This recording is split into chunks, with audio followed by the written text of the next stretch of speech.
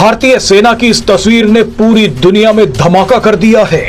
भारत ने इस एक तस्वीर से चीन को संदेश, सलाह, नसीहत और चेतावनी सब दे दी है। मॉडर्न वॉरफेयर में चाणक्य, आचार्य चाणक्य, लॉर्ड कृष्ण, प्रभु भगवान श्री कृष्ण, इन सब का कैसे समागम इंडियन आर्मी कर रही है। अब इससे भी शायद कुछ लोगों को दिक्कत हो रही है। पाकिस्तान को अब ज्यादा डरने की जरूरत है, क्योंकि आचार्य चाणक्य की अगर फोटो लगाई गई है तो वो पहले थे जिन्होंने अखंड भारत बनाया था। तो आर्मी एक सरेंडर की तस्वीर लगा के बैठी हुई थी। अब की बार आर्मी ने एक जो ऐसी तस्वीर लगाई है जिसका काम एम्पायर बिल्डिंग था। नरेंद्र मोदी किसी के बारे में नहीं सोचता, वो सिर्फ इंडिया के बारे में सोचता है। ना वो अमेरिका के बारे में सोचता है, ना वो चाइना के बारे में सोचता है, ना वो रशिया के बारे में सोचता है। वो सिर्फ और सिर्फ इंडिया के बारे में सोचता है। पैंगोंग सो में इंडिया डोमिनेट करके आया था, ये हमें और आपको समझना होगा। और अगर वहां पर ड्रोन से लेकर सब चीजें, इसका मतलब वो मॉडर्न वॉरफेयर के बारे में वहां पर मेंशन किया गया है कि हमें वो प्रिपेयर करना है। Modi ji is a master of strategic communication. Lakshadweep जाते हैं, कुछ नहीं बोलते, वहां पे कुर्सी पे बैठे हैं और समुद्र की ओर देख रहे हैं। वहां पे मालदीव डूब गया। आपको नहीं लगता कि आप मोदी को एक मौका दे रहे हैं 5 टुकड़े या 2-3 टुकड़े और करने का, इंदिरा गांधी की तरह?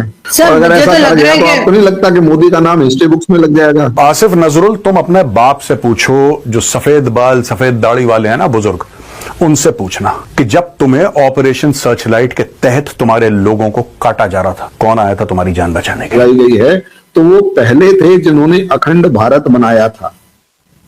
तो जो अखंड भारत बनाने वाले थे, तो ऑब्वियस सी बात है उनकी तस्वीर आर्मी के उसमें लगा दी जाए, तो इसका मतलब पहले तो आर्मी एक सरेंडर की तस्वीर लगा के बैठी हुई थी। अब की बार आर्मी ने एक जो ऐसी तस्वीर लगाई है जिसका काम एम्पायर बिल्डिंग था। अच्छा, एक मजे की बात और सुन लो। जब महबूबा मुफ्ती अमित शाह से मिलने आई, तो उस टाइम पर आप तस्वीर उठाकर देखिए, जब अमित शाह से पहली बार मिलने आई और अमित शाह और महबूबा, यानी बीजेपी और महबूबा मुफ्ती की जो पार्टी थी पीडीपी, उन दोनों पार्टियों ने मिलकर कश्मीर में गवर्नमेंट बनाई। तो जिस कमरे में खड़े होकर वो फोटो खिंचवाई गई थी, उस कमरे में एक तस्वीर लगी हुई थी और वो भी आचार्य चाणक्य की तस्वीर थी। और उस चाणक्य बुद्धि ने कश्मीर का क्या हाल किया ये बताइए। जिस चंगुल में कश्मीर को, जिन क्लॉज के अंदर कश्मीर को पकड़ के बिठा रखा था, सबको एक एक करके उखाड़ के फेंका। और उस सरकार के अंदर बैठ के सारे डॉक्यूमेंट्स पढ़े, समझे, देखे, जाने, और उसके बाद वो कश्मीर आज के दिन कहां है? पाकिस्तान के पास। तो आप इसे फेज की फॉर्म में देखिए, तो अब ऑब्वियस सी बात है ये एक पार्ट हो गया, लेकिन क्या उसमें सिर्फ आचार्य चाणक्य, महाभारत और गरुड़ देवता ही मौजूद है? तो मेरे ख्याल से नहीं। अगर इसमें देखेंगे तो आपको अपाचे हेलीकॉप्टर से लेकर, ड्रोन से लेकर, आर्मी सोल्जर से लेकर, टैंक से लेकर, जो स्पीड बोट्स जो होती हैं उनसे लेकर आपको ये सब चीजें दिखाई देंगी। लेकिन सबसे मजेदारी वाली बात है, वहां पर पैंगोंग सो दिखाई देगी। पैंगोंग सो में इंडिया डोमिनेट करके आया था, ये हमें और आपको समझना होगा। और अगर वहां पर ड्रोन से लेकर सब चीजें, इसका मतलब वो मॉडर्न वॉरफेयर के बारे में वहां पर मेंशन किया गया है कि हमें वो प्रिपेयर करना है। और उससे ज्यादा खास बात ये कि अगर आप इसे देखेंगे तो पुरानी जो तस्वीर थी वो 1971 की थी, जिसमें हम कन्वेंशनल वॉरफेयर में 90,000 पाकिस्तानी सोल्जर्स की पैंट उतरवा के उनको बिल्कुल दौड़ा चुके थे और उन्होंने सरेंडर किया था। जब ये बंदूक सौंपी थी तो आप अंदाजा लगा सकते हैं कि क्या लेवल रहा होगा। ठीक है, लेकिन प्रॉब्लम ये है ना, या तो आप प्रॉब्लम देखिए, इंडिया के साथ एक मतलब पॉजिटिव पार्ट ये है कि हम बहुत ज्यादा सा हिस्ट्री के अंदर जी नहीं पाते। वो तस्वीर उनको गाइड करती थी कि हाँ भाई, आपने एक ऐसा दुनिया का अब तक का सबसे बड़ा सरेंडर भी करवाया है। तो जब तक उसका लेवल था तब तक तो किया।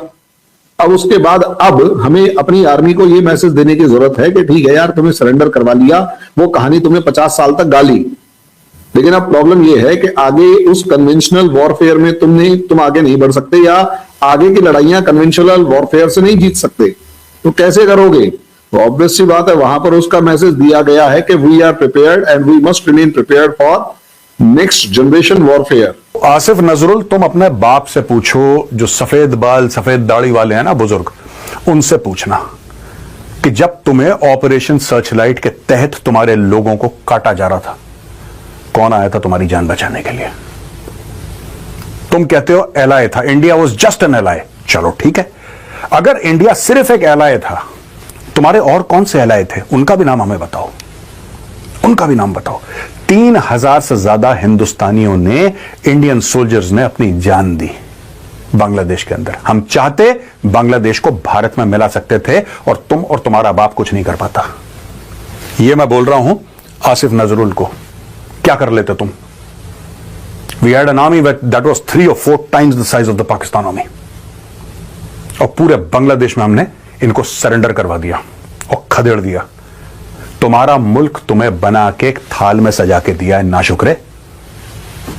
हमसे कहते हो India was just an ally. चलो कोई बात नहीं। अब ये देखो, ये कह रहा है हसनत अब्दुल्ला, ये बांग्लादेश का लिबरेशन वॉर था, ये बांग्लादेश के इंडिपेंडेंस के लिए लड़ा गया। But Modi has claimed that it was solely India's war and achievement. In doing so, they have completely ignored the existence of Bangladesh. Again, playing the victim card. ये Palestinians के भाई हैं। Every time play the victim card कि हम victim हैं। मोदी जी अगर अपनी फौज की तारीफ कर रहे हैं, जो कि बेसिकली तुम्हें करनी चाहिए थी, because India created Bangladesh. ठीक है, we created Bangladesh. The Indian Armed Forces created Bangladesh. तुम तो अपना देश भी खुद नहीं बना पाए, वो भी हमारी खैरात में तुम्हें मिला। ठीक है, एक और बात कहना चाहता हूं। तुम कह रहे हो ना कि बांग्लादेश का लिबरेशन वॉर था और बांग्लादेश का इंडिपेंडेंस फ्रॉम पाकिस्तान था। जो बांग्लादेशी ईस्ट पाकिस्तान का, मैं शेख मुजीबुर रहमान की बात कर रहा हूं, उसको तो 6-7 साल के अंदर तुम ही लोगों ने उसकी हत्या कर दी। You murdered the guy. If you are saying that India was just an ally, तुम लोगों ने करा, चलो हम मानते हैं तुमने करा। For the sake of academic discussion, let us assume that India was just an ally and you did everything. Under whose leadership? You did it under the leadership of Sheikh Mujibur Rahman, and you murdered Sheikh Mujibur Rahman.